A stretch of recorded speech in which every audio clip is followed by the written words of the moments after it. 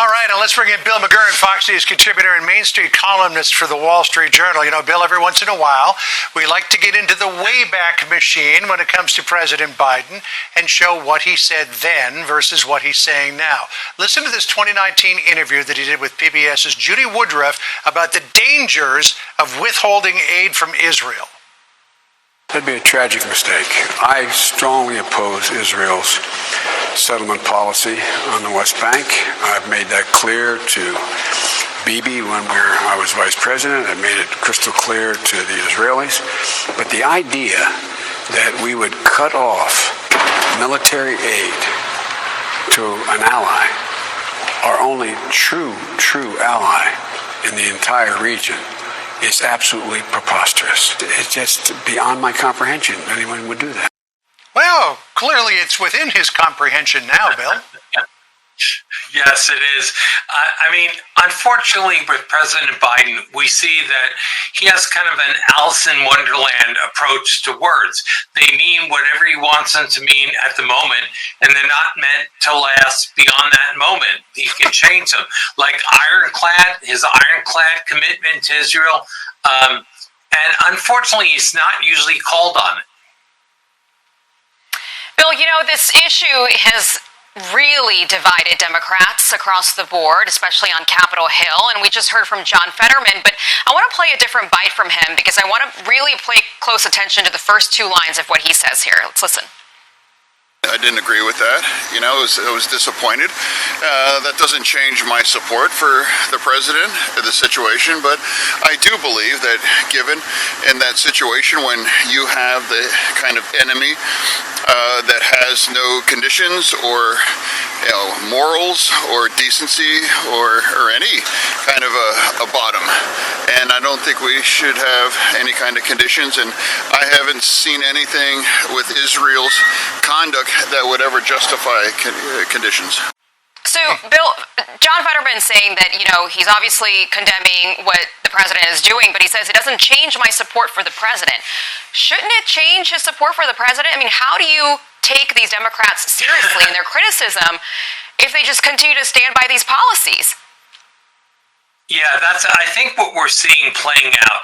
There's concerns about the election, and especially swing states like Michigan, where there's a lot of Muslim voters, and Joe Biden is afraid of alienating them. As a result, he's alienated both sides. The idea that the people carrying Genocide Joe signs are going to be persuaded to vote for him, I think is ridiculous. All he's doing is alienating both sides in this. So he's been a very uncertain trumpet. But I think the background to all this, there's a tectonic shift in American politics with the Republicans becoming the allies of Israel and the Democrats becoming hostile. Remember, back when Obama was running for president again, at the convention, they booed Israel. Can you imagine what they would do today? And the Republicans, until my former boss, George W. Bush, were largely Arabists. They weren't hostile to Israel, but they were considered more friendly to Arab regimes. That's all switching now. And the politics is all jumbled because of it. Yeah, obviously, there's going to be a lot of protests at the DNC, so we could see them out in force. Let me ask you this question, though, because like me, Bill, you've been around long enough to remember the Reagan administration. How is what Biden is threatening to do now different in any way than what Reagan did a couple of times back in the 1980s? Well, first of all, I think Joe Biden's actions comes after the greatest attack that Israel has endured since World War II, since the Holocaust. This outrageous attack on October 7th, which Senator Fetterman was alluding to. You know, when you attack grandmas, like you go out looking for them and slit throats and stuff, there's no moral bottom. So a serious attack, and they're right there.